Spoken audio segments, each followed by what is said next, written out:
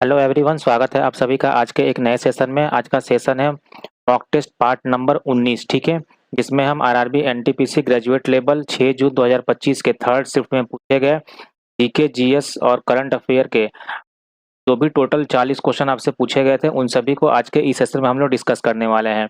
और इस सेशन का पीडीएफ आप हमारे टेलीग्राम चैनल स्टडी विद अंकी सिंह से डाउनलोड कर सकते हैं, जिसका लिंक डिस्क्रिप्शन बॉक्स में दिया हुआ है। ठीक है, तो चलिए स्टार्ट करते हैं आज का सेशन।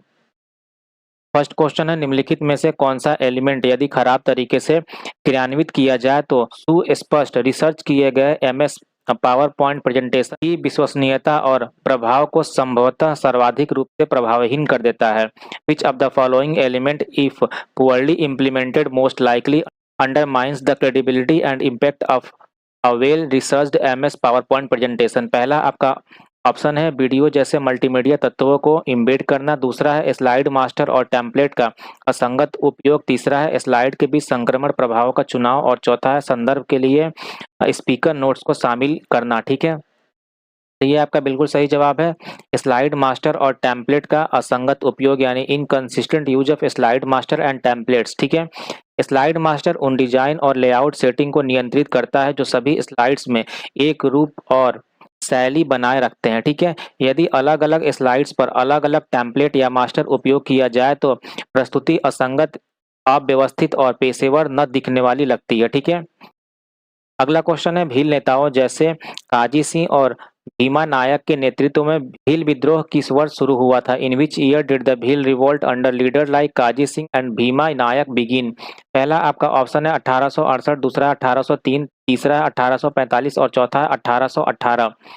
तो ये शुरू हुआ था 1818 में। ठीक है, भील विद्रोह 1818 में शुरू हुआ था और यह ब्रिटिश व विभागीय शोषण, वनाधिकारियों की हानि और करों की बढ़ोतरी से प्रेरित था। ठीक है, ब्रिटिश सरकार ने विद्रोह दबाने के लिए सैन्य बल भेजे और बाद में शांति संधि की, जिसमें कुछ वनाधिकारियों की वापसी और टैक्स छूट शामिल थी। ठीक है, बाद के वर्ष में 17 नवंबर 1913 को मैनगढ़ हत्याकांड माना जाता है कि भील विद्रोहवादियों और अंग्रेजों के बीच एक संघर्ष था जिसमें बड़ी संख्या में भील मारे गए थे। ठीक है, अगला क्वेश्चन है, ग्लोबल डेट रिपोर्ट 2025 के अनुसार 2024 में ओईसीडी देशों में घरेलू सॉवरिन बॉन्ड की केंद्रीय बैंक होल्डिंग्स का हिस्सा कितना होगा।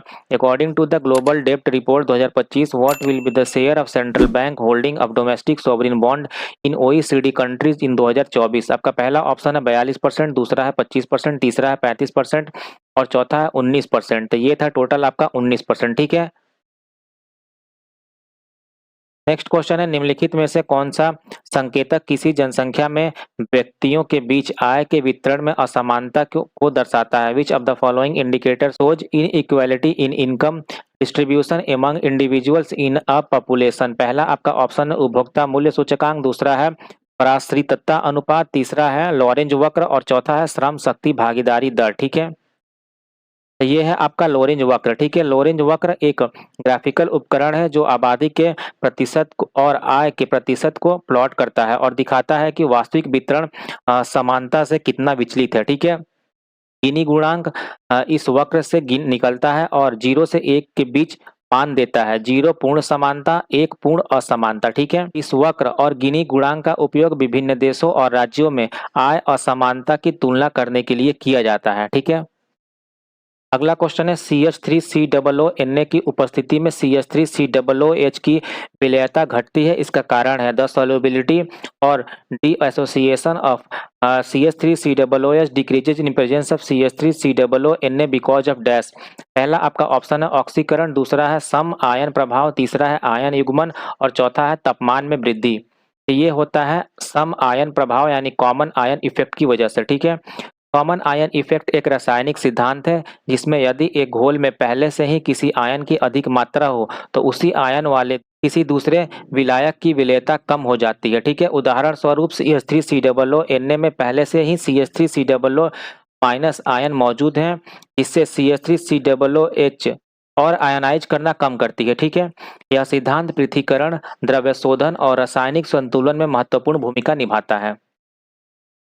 अगला क्वेश्चन है एमएस एक्सेल वर्कबुक को सेव करने के लिए किस कीबोर्ड शॉर्टकट का उपयोग किया जाता है? Which keyboard shortcut is use to save an MS Excel workbook? आपका पहला ऑप्शन है कंट्रोल+N, दूसरा है कंट्रोल+S, तीसरा है कंट्रोल+O और चौथा है कंट्रोल+P। तो ये है आपका सही जवाब कंट्रोल+S। ठीक है, यह शॉर्टकट लगभग सभी माइक्रोसॉफ्ट ऑफिस एप्लीकेशन यानी वर्ड, पावर पॉइंट, एक्सेल में काम करता है ताकि उपयोगकर्ता द्वारा किए गए बदलाव तुरंत सुरक्षित हो सके। ठीक है, समय समय पर सेव करना महत्वपूर्ण है ताकि विद्युत कटौती, सिस्टम क्रैश आदि की स्थिति में डेटा न खोए। अगला क्वेश्चन है उत्तरीय मैदानों का कौन सा क्षेत्र पुरानी जलोढ़ मिट्टी से बना है? Which region in the northern plains is formed by old alluvial soil? आपका पहला ऑप्शन है तराई, दूसरा है भाबर, तीसरा है भांगर, चौथा है खादर। ये बना है भांगर से। ठीक है, उत्तरी भारत की मैदानों में दो प्रकार की मिट्टी पाई जाती है। पहला है भांगर जिसे पुरानी जलोढ़ और दूसरा है खादर जिसे नवीन जलोढ़ कहा जाता है। ठीक है, भांगर ऊंचे स्तर पर स्थित होते हैं और अक्सर मिट्टी में गहरी जड़ों वाले पेड़ उगते हैं। खादर नदी तटों में के नजदीक होते हैं और बाढ़ द्वारा नया सिल्ट ले जाती हैं। ठीक है, अगला ऑप्शन है अभिधम पिटक निम्नलिखित में से किस क्षेत्र का गहन अध्ययन करता है? The Abhidhamma Pitaka studied in depth which of the following? पहला आपका ऑप्शन है राजनीतिक इतिहास, दूसरा है लोक कथाएं, तीसरा है पशु कथाएं और चौथा है आचार, मानसिक परिघटनाओं और मनोवैज्ञानिक अंतर्दृष्टि। ठीक है, तो ये जो स्टडी करता है ये स्टडी करता है आचार, मानसिक परिघटनाओं और मनोवैज्ञानिक अंतर्दृष्टि यानी conduct, mental phenomena and psychological insight का। ठीक है, बौद्ध धर्म के त्रिपिटक में अभिधर्म तीसरा खंड है जो मनोवैज्ञानिक और तत्व मीमांसा संबंधित विश्लेषण करता है। ठीक है, इसमें मानसिक घटनाओं, विचारों, भावनाओं और उन पर नियंत्रण के सिद्धांतों की विस्तृत व्याख्या होती है। अगला क्वेश्चन है मौर्योत्तर साम्राज्य के दौरान एक आंतरिक व्यापार मार्ग उत्तरापथ डैश जोड़ता था? During the post Mauryan empire the internal trade route Uttarapatha connected dash? पहला आपका ऑप्शन है भारत के पश्चिमी और दक्षिणी भाग को, दूसरा है भारत के दक्षिणी और पूर्वी भाग को, तीसरा है उत्तर पश्चिम क्षेत्र के साथ भारत के उत्तरी और दक्षिणी भाग को और चौथा है भारत के उत्तरी और पूर्वी भागों को उत्तरी पश्चिम क्षेत्र से। ये जोड़ता था भारत के उत्तरी और पूर्वी भागों को उत्तरी पश्चिमी क्षेत्र से यानी northern and eastern part with north west region के साथ। ठीक है, उत्तर पथ प्राचीन भारत का एक प्रमुख व्यापार मार्ग था जो पश्चिम के क्षेत्रों को पूर्वी भारत और उपमहाद्वीप के अन्य भागों से जोड़ता था। यह मार्ग व्यापार, सांस्कृतिक आदान प्रदान और सैन्य संचार के लिए उपयोगी था। ठीक है, अगला क्वेश्चन है 2025 के ड्रोन इंडस्ट्री कॉन्क्लेव में चर्चा किए गए मध्यम ऊंचाई वाले लंबे समय तक चलने वाले मेल ड्रोन का नाम क्या है? What is the name of the medium altitude long endurance drone discussed at the 2025 drone industry conclave? आपका पहला ऑप्शन है रुस्तम, दूसरा है तपस, तीसरा है निसार और चौथा है वरुण। तो इसका नाम है तपस। ठीक है, तपस BH-201 इसका फुल फॉर्म है tactical airborne platform for aerial surveillance, एक मेल UAV है जिसे भारत में विकसित किया जा रहा है। इस ड्रोन ने पहली उड़ान 15 नवंबर 2016 को भरी थी। ठीक है, अगला क्वेश्चन है भारत के केंद्र शासित प्रदेशों में नगर निगमों की स्थापना कैसे की जाती है? How are municipal corporation established in the union territories of India? पहला आपका ऑप्शन है नगर आयुक्त द्वारा, दूसरा है संसद के अधिनियम द्वारा, तीसरा है राज्य विधानमंडल द्वारा और चौथा है जनमत द्वारा। तो ये होता है संसद के अधिनियम द्वारा। ठीक है, केंद्र शासित प्रदेश को सीधे केंद्र सरकार द्वारा नियंत्रित किया जाता है, इसलिए इसमें नगर निगमों की स्थापना संसद द्वारा अधिनियम पारित करके ही की जाती है। राज्यों में नगर निगमों की स्थापना राज्य विधानमंडल द्वारा की जाती है, लेकिन यूटीज में यह शक्ति संसद के पास होती है। उदाहरण के लिए न्यू दिल्ली नगरपालिका परिषद को संसद द्वारा अधिनियम के माध्यम से स्थापित किया गया था। अगला क्वेश्चन है शीतकाल में पश्चिमी जेट धाराओं का क्या महत्व है? What is the significance of western jet stream during winter? पहला आपका ऑप्शन है मानसून निवर्तन का कारण बनना यानी कॉजिंग मानसून विड्रॉल, दूसरा है तमिलनाडु में वर्षा को प्रभावित करना, तीसरा है भारत में पश्चिमी विक्षोभ का मार्गदर्शन करना यानी guiding western disturbances in India और चौथा है पूर्वी घाटों में बर्फबारी लाना यानी causing snowfall in eastern Ghats. इसका सिग्निफिकेंस है कि भारत में पश्चिमी विक्षोभ का मार्गदर्शन करना। ठीक है, guiding western disturbances in India. पश्चिमी जेट धाराएं उच्च वायुमंडल हवाएं होती हैं जो पश्चिम से पूर्व की ओर चलती हैं और ऊंचाई पर होती हैं। शीतकाल में यह धाराएं स्थिर होकर मध्य और पश्चिमी एशिया होते हुए भारत की दिशा में चलने वाली पश्चिमी विक्षोभ यानी वेस्टर्न डिस्टर्बेंस को मार्गदर्शन करती हैं, जिससे भारत उपमहाद्वीप में उत्तर भारत और हिमालय क्षेत्रों में वर्षा और बर्फबारी होती है। ठीक है, पश्चिमी विक्षोभ शीतकालीन वर्षा यानी विंटर रेनफॉल और हिमालयी क्षेत्रों में हिमपात के मुख्य स्रोत होते हैं। अगला क्वेश्चन है, अमीनो अम्लों में कौन सी क्रियात्मक समूह पेप्टाइड बंध बनाने में सीधे तौर पर शामिल होते हैं? विच functional group in amino acid directly participate in forming a peptide bond? पहला आपका ऑप्शन है कार्बोनिल और फॉस्फेट समूह, दूसरा है मिथाइल और एसिटाइल समूह, तीसरा है हाइड्रोक्सिल और सल्फोहाइड्राइल समूह और चौथा है कार्बोक्सिल और अमीनो। तो ये है आपका कार्बोक्सिल और अमीनो। पेप्टाइड बंध दो अमीनो अम्लों के बीच एक अमीनो समूह यानी NH2 और एक कार्बोक्सिल समूह यानी COOH के बीच बनता है। ठीक है, इस प्रक्रिया में एक अमीनो अम्ल का कार्बोक्सिलिक समूह पानी छोड़ते हुए यानी OH रिलीज करते हुए दूसरे अमीनो अम्ल के अमीनो समूह यानी H से जुड़ जाता है और एक CONH बंध बनाता है।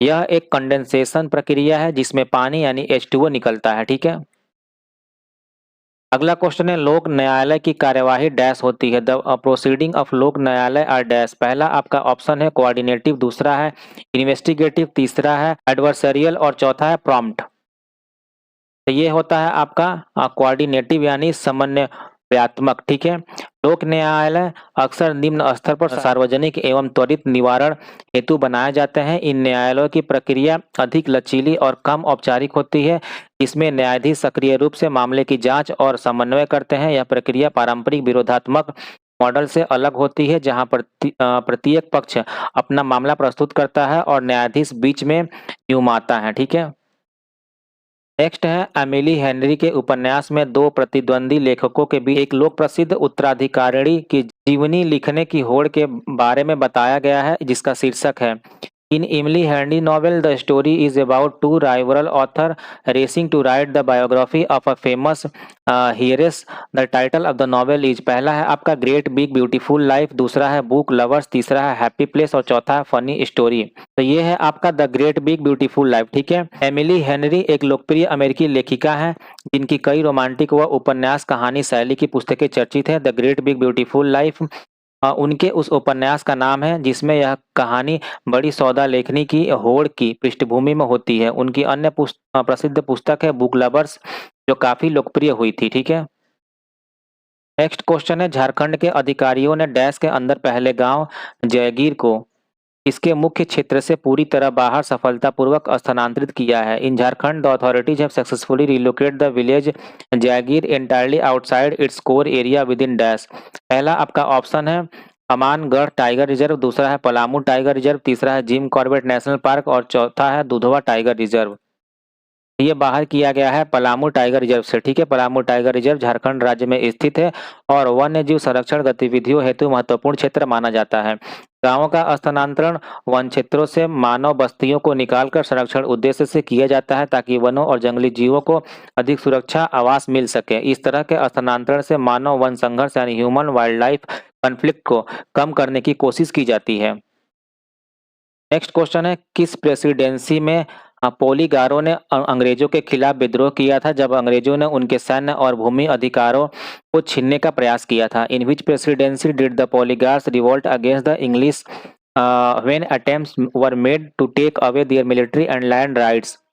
पहला आपका ऑप्शन है मद्रास प्रेसिडेंसी, दूसरा है आगरा प्रेसिडेंसी, तीसरा है बॉम्बे प्रेसिडेंसी और चौथा है बांग्ला प्रेसिडेंसी। तो ये था आपका मद्रास प्रेसिडेंसी। ठीक है, पोलीगर विद्रोह दक्षिण भारत में हुआ था, मुख्यतः मद्रास प्रेसिडेंसी क्षेत्र में। पोलीगर सामंत या क्षेत्रीय शासक थे जिन्होंने अंग्रेजों के पहचाने सैन्य एवं भूमि अधिकारों के छीने जाने के विरोध में विद्रोह किए थे। ठीक है, यह विद्रोह 18वीं और 19वीं शताब्दी में विशेष रूप से तमिलनाडु और आंध्र प्रदेश के क्षेत्र में देखे गए थे।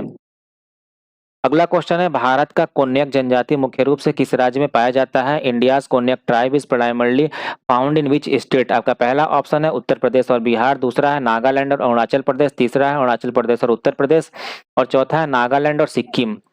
ये पाया जाता है जनजाति नागालैंड और अरुणाचल प्रदेश में। ठीक है, कोन्याक जनजाति मुख्य रूप से नागालैंड राज्य में पाई जाती है। कोन्याक जनजातियों की सांस्कृतिक पहचान पारंपरिक हेडड्रेस पहने जाने वाले मुखौटे, शिकार परंपराएं तथा हस्तशिल्प प्रमुख हैं। ठीक है, कुछ कोन्याक समुदाय अरुणाचल प्रदेश के सीमाई क्षेत्र में भी निवास करती हैं। अगला क्वेश्चन है, सितंबर 2024 में uniform code of pharmaceutical marketing practices 2024 ने अपने दिशा निर्देशों के निम्नलिखित में से किस क्षेत्र में विस्तारित किया था? In September 2024 UCPMP 2024 expanded its guideline to include which area? आपका पहला ऑप्शन है आयुर्वेदिक दवाएं, दूसरा है ऑनलाइन स्वास्थ्य परामर्श, तीसरा है पशु चिकित्सा फार्मास्यूटिकल्स और चौथा है चिकित्सा उपकरण निर्माता। तो ये है आपका चिकित्सा उपकरण निर्माता यानी मेडिकल डिवाइस मैन्युफैक्चरर। ठीक है, यूसीपीएमपी 2024 को सितंबर 2024 में मेडिकल डिवाइस कंपनियों पर भी लागू करने का विस्तार किया गया था। इससे पहले यूपीपीएमपी मुख्यतः दवाओं के लिए था, लेकिन अब चिकित्सा उपकरण उद्योग को भी इसके दायरे में लाया गया है। इस विस्तार का उद्देश्य यह सुनिश्चित करना है कि चिकित्सा उपकरण मार्केटिंग में भी नैतिक और पारदर्शी अभ्यास हो। ठीक है, अगला क्वेश्चन है, 1905 में ब्रिटिश द्वारा लागू किए गए बंगाल विभाजन को आधिकारिक रूप से किस वर्ष रद्द किया गया था? The partition of Bengal initially imposed by the British in 1905 was officially annulled in which year? आपका पहला ऑप्शन है 1909, दूसरा है 1910, तीसरा है 1916 और चौथा है 1911। ये किया गया था आपका 1911 में। ठीक है, बंगाल विभाजन को 1905 में लागू किया गया था और इसे विभाजित करके बंगाल प्रांत को दो हिस्सों में बांटा गया था। इस विभाजन के विरोध में स्वदेशी आंदोलन और सहयोग आंदोलन की लहरें उठी थी। भारी आंदोलन और विरोध के बाद ब्रिटिश सरकार ने 12 दिसंबर 1911 को विभाजन को रद्द करने की घोषणा की थी। अगला क्वेश्चन है, भारतीय संविधान के किस अनुच्छेद के अंतर्गत मौलिक अधिकारों के प्रवर्तन के लिए प्रादेश जारी करने की शक्ति सर्वोच्च न्यायालय में निहित है? ठीक है, under which article of the Indian constitution is the power to issue writ for the enforcement of fundamental right vested in the supreme court? पहला आपका अनुच्छेद है 143, दूसरा है 32, तीसरा है 131 और चौथा है 136। तो ये है आपका अनुच्छेद नंबर 32। ठीक है, अनुच्छेद 32 को डॉक्टर भीमराव अंबेडकर ने संविधान की आत्मा और हृदय कहा था, क्योंकि यह नागरिकों को मौलिक अधिकारों की रक्षा हेतु सीधे सर्वोच्च न्यायालय जाने का अधिकार देता है। क्वेश्चन नंबर 22 है, फरवरी 2025 में प्रधानमंत्री नरेंद्र मोदी के प्रधान सचिव 2 के रूप में किसे नियुक्त किया गया था? ठीक, Who was appointed as principal secretary to Prime Minister Narendra Modi in February 2025? ठीक है, पहला आपका ऑप्शन है राजीव गौबा, दूसरा है अजय कुमार, तीसरा है मनीष सिंघल और चौथा है शक्तिकांत दास। ये है आपके शक्तिकांत दास। ठीक है, शक्तिकांत दास भारतीय रिजर्व बैंक यानी आरबीआई के 25वें गवर्नर भी रहे हैं। इससे पहले वे वित्त मंत्री और आर्थिक मामलों के सचिव रह चुके हैं। नेक्स्ट क्वेश्चन है, एमएस पावर पॉइंट में स्लाइड में टेक्स्ट कैसे जोड़ते हैं? How do you add text to a slide in MS PowerPoint? पहला आपका ऑप्शन है किसी टेक्स्ट प्लेस होल्डर के अंदर क्लिक करें और टाइप करना शुरू करें। ठीक है, दूसरा है Ctrl+T दबाएं, तीसरा है स्लाइड पर एक इमेज ड्रैग करें और चौथा है ट्रांजिशन टैब का उपयोग करें। ठीक है, ये है आपका सही जवाब, किसी टेक्स्ट प्लेस होल्डर के अंदर क्लिक करें और टाइप करना शुरू करें। ठीक है, एमएस पावर पॉइंट को पहली बार 1987 में माइक्रोसॉफ्ट ने लॉन्च किया था और यह अब विश्व भर में सबसे ज्यादा उपयोग किए जाने वाला प्रेजेंटेशन सॉफ्टवेयर है। अगला क्वेश्चन है, विंडोज ओएस में बिना रिसाइकल बिन में भेजे हुए किसी फाइल को अस्थायी रूप से हटाने का कीबोर्ड शॉर्टकट क्या है? Which keyboard shortcut is used in Windows OS to permanently delete a file without sending it to the recycle bin? आपका पहला ऑप्शन है Alt+Delete, दूसरा है डिलीट, तीसरा है Ctrl+D और चौथा है Shift+Delete। ये है आपका Shift+Delete। ठीक है, केवल डिलीट दबाने से फाइल रिसाइकल बिन में जाती है, लेकिन Shift+Delete दबाने से फाइल अस्थायी रूप से डिलीट हो जाती है और उसे पुनः रिस्टोर नहीं किया जा सकता है। अगला क्वेश्चन है, ऊर्जा का एसआई मात्रक क्या है? What is the SI unit of energy? पहला आपका ऑप्शन है जूल, दूसरा है वाट, तीसरा है केल्विन और चौथा है न्यूटन। तो ये है आपका जूल। ठीक है, 1 जूल 1 न्यूटन बल से किसी वस्तु को 1 मीटर तक ले जाने में किया गया कार्य है। ठीक है, इसका नाम वैज्ञानिक जेम्स प्रेस्कॉट जूल के नाम पर रखा गया है। अगला क्वेश्चन है, भारतीय राष्ट्रीय मानवाधिकार आयोग में पूर्णकालिक कार्मिकों की कुल संख्या क्या है? What is the total number of full time personal in the national human right commission of India? पहला आपका ऑप्शन है चेयरपर्सन और 5 मेंबर, दूसरा है चेयरपर्सन और 4 मेंबर, तीसरा है चेयरपर्सन और 7 मेंबर और चौथा है चेयरपर्सन और 3 मेंबर। ये होते हैं आपके चेयरपर्सन और 5 मेंबर। ठीक है, एनएचआरसी की स्थापना 12 अक्टूबर 1993 को हुई थी और इसका मुख्यालय नई दिल्ली में है। यह मानवाधिकारों की रक्षा और उनके उल्लंघन की जांच करने वाला शीर्ष निकाय है। अगला क्वेश्चन है, निम्नलिखित में से कौन सा उपन्यास कुर्तुलैन हैदर ने 1959 में लिखा था? ठीक है, which of the following novel was written by Qurratulain Hyder in 1959? ठीक है, आपका पहला ऑप्शन है आग का दरिया, दूसरा है ट्रेन टू पाकिस्तान, तीसरा है उर्वशी और चौथा है पिंजर। ये लिखा था आग का दरिया। ठीक है, यह उपन्यास भारत के विभाजन और सामाजिक राजनीतिक बदलावों पर आधारित है और उर्दू साहित्य की सबसे महत्वपूर्ण कृतियों में से एक माना जाता है। अगला क्वेश्चन है, भारत में सिंचाई में किसका सबसे बड़ा योगदान है? Which of the following has the largest contribution to the irrigation in India? आपका पहला ऑप्शन है सब इरिगेशन यानी उप सिंचाई, दूसरा है नलकूप और नहरें यानी ट्यूबवेल्स एंड कैनाल्स, जल छाजन यानी रेन वाटर हार्वेस्टिंग और चौथा है तालाब यानी पॉन्ड्स। ये है आपका नलकूप और नहर यानी ट्यूबवेल्स एंड कैनाल्स। ठीक है, भारत की 60% से अधिक खेती सिंचाई पर निर्भर है। नलकूप और नहरें सबसे बड़े स्रोत हैं, जबकि तालाब और वर्षा जल का योगदान सीमित है। अगला क्वेश्चन है, अप्रैल 2025 में नीति आयोग ने automotive industry powering India's participation in global value chain शीर्षक से एक रिपोर्ट जारी की। इसका उद्देश्य क्या था? इन April 2025 NITI Aayog released a report titled automotive industry powering India's participation in global value chains. What was its primary objective? पहला है आपका भारत की नीतियों की तुलना पड़ोसी देशों से करना, दूसरा है ऑटोमोटिव क्षेत्र का पर्यावरणीय प्रभाव आकलन करना, तीसरा है वैश्विक ऑटोमोटिव मूल्य श्रृंखलाओं में भारत की भूमिका बढ़ाने की रणनीति बनाना और चौथा है भारत के निर्यात प्रदर्शन का विश्लेषण करना। तो इसका मेन प्राइमरी ऑब्जेक्टिव था वैश्विक ऑटोमोटिव मूल्य श्रृंखलाओं में भारत की भूमिका बढ़ाने की रणनीति बनाना, यानी propose strategies to enhance India's role in global automotive and value chain. ठीक है, भारत दुनिया का चौथा सबसे बड़ा ऑटोमोबाइल बाजार है। रिपोर्ट के हिसाब से ईवीज, ग्रीन टेक्नोलॉजी और निर्यात बढ़ने पर केंद्रित है। ठीक है, अगला क्वेश्चन है, power with in the leadership legacy of Narendra Modi पुस्तक किसने लिखी है? Who is the author of the book power with in the leadership legacy of Narendra Modi? पहला आपके ऑप्शन है डॉक्टर एस जयशंकर, दूसरा है डॉक्टर ऐश्वर्या पंडित, तीसरा है डॉक्टर आर बालसुब्रमण्यम और चौथा है डॉक्टर के एस चौहान। ये लिखा गया है डॉक्टर आर बालसुब्रमण्यम के द्वारा। ठीक है, यह पुस्तक नरेंद्र मोदी की नेतृत्व शैली, उनकी नीतियों और उनके प्रभावों का विश्लेषण करती है। लेखक एक प्रसिद्ध सामाजिक कार्यकर्ता और विकास विशेषज्ञ हैं।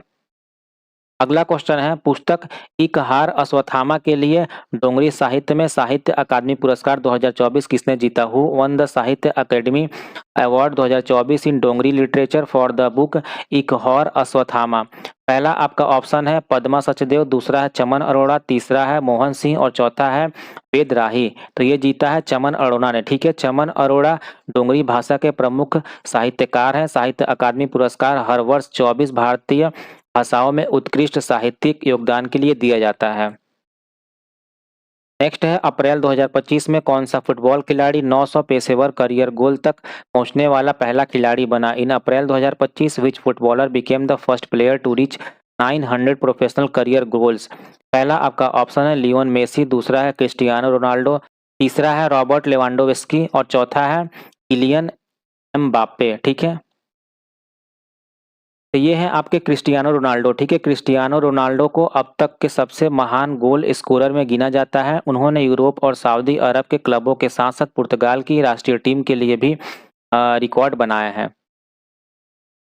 नेक्स्ट क्वेश्चन है, वित्तीय वर्ष 2023-24 के लिए ग्रामीण विकास मंत्रालय का बजट आवंटन कितना था?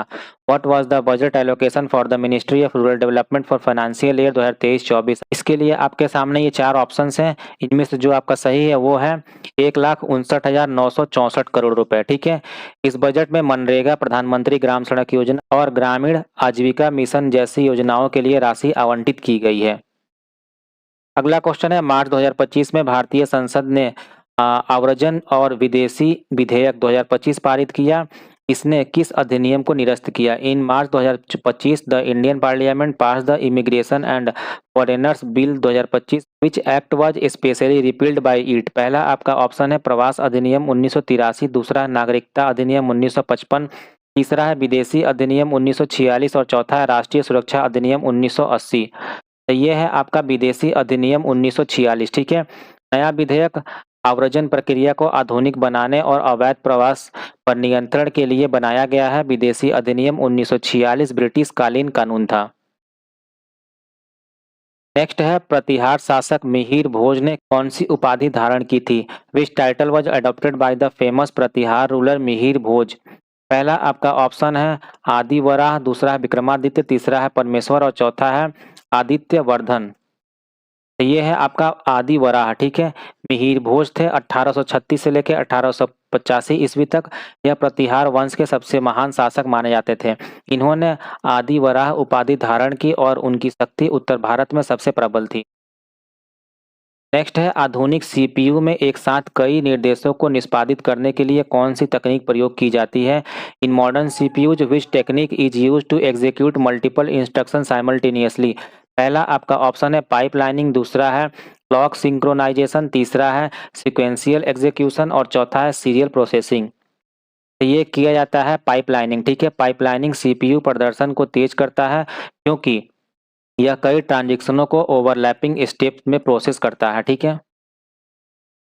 नेक्स्ट है भारतीय संविधान का कौन सा अनुच्छेद नागरिकों को देश के किसी भी हिस्से में निवास और बसने का अधिकार देता है? Which article of the Indian constitution grant citizen right to reside and settle in any part of India? आपका पहला अनुच्छेद है 19, दूसरा है 15, तीसरा है 18 और चौथा है 22। ये है आपका आर्टिकल नंबर 19, ठीक है। अनुच्छेद 19 नागरिकों को 6 मूलभूत इंडिपेंडेंस देता है, जिनमें अभिव्यक्ति की स्वतंत्रता और भारत में कहीं भी निवास करने व बसने की स्वतंत्रता शामिल है, ठीक है। अगला क्वेश्चन है भारत के पूर्वी तटीय मैदान किस प्रकार के तट माने जाते हैं? The eastern coastal plains of India are best described by which type of coast? आपका पहला ऑप्शन है इमर्जेंट कोस्ट, दूसरा है सबमर्जेंट कोस्ट, तीसरा है फोल्डेड कोस्ट और चौथा है रॉकी कोस्ट। तो ये होते हैं आपके इमर्जेंट कोस्ट यानी उद्गामी तट, ठीक है। पूर्वी तट का अधिकांश हिस्सा डेल्टाओं से बना है, जैसे कि गोदावरी, कृष्णा, कावेरी, महानदी की नदियों के द्वारा, और यह समुद्र तल से ऊपर उठे होने के कारण उद्गामी तट कहलाता है, ठीक है। अगला क्वेश्चन है श्रम ब्यूरो के 6वें वार्षिक रोजगार बेरोजगारी सर्वेक्षण के अनुसार भारत में पुरुषों की श्रम बल भागीदारी दर क्या थी? According to the 6th annual employment unemployment survey by the Labour Bureau, what was the labor force participation rate for men in India? आपका पहला ऑप्शन है 80.2%, दूसरा है 76.4%, तीसरा है 85.4% और चौथा है 70.1%। ये था 76.4%, ठीक है। पुरुषों की श्रम भागीदारी दर महिला की तुलना में अधिक है। महिलाओं की LFPR लगभग 23% थी, ठीक। इससे लैंगिक अंतर स्पष्ट होती है। आज का आखिरी क्वेश्चन है श्रम ब्यूरो के 6वें रोजगार बेरोजगारी सर्वेक्षण के अनुसार भारत में किस आयु वर्ग की श्रम शक्ति में भागीदारी सबसे अधिक थी? ठीक है। According to the 6th annual employment unemployment survey which age group had the highest participation in India's labour force? पहला आपका ऑप्शन है 18 से 24, दूसरा है 15 से 18, तीसरा है 30 वर्ष और उससे अधिक और चौथा है 25 से 29। तो ये है आपका 25 से 29 वर्ष, ठीक है। इस आयु वर्ग के लोग कार्यबल में सबसे अधिक सक्रिय होते हैं क्योंकि यह करियर की शुरुआत और कौशल के उपयोग की प्रमुख उम्र होती है, ठीक है। तो ये था आज का हमारा 40 क्वेश्चन का प्रैक्टिस सेट। आपको कैसा लगा कमेंट करके जरूर बताइएगा, और अगर पसंद आया हो तो इस वीडियो को लाइक करें और अपने दोस्तों के साथ भी शेयर करें, ठीक है। और अगर आप इस चैनल पर नए हैं तो इस चैनल को सब्सक्राइब कर लें, क्योंकि रोजाना आपको ऐसा ही कंटेंट इस चैनल पर मिलते हैं देखने को। तो चलिए मिलते हैं एक नए वीडियो के साथ, तब तक के लिए टेक केयर, बाय बाय।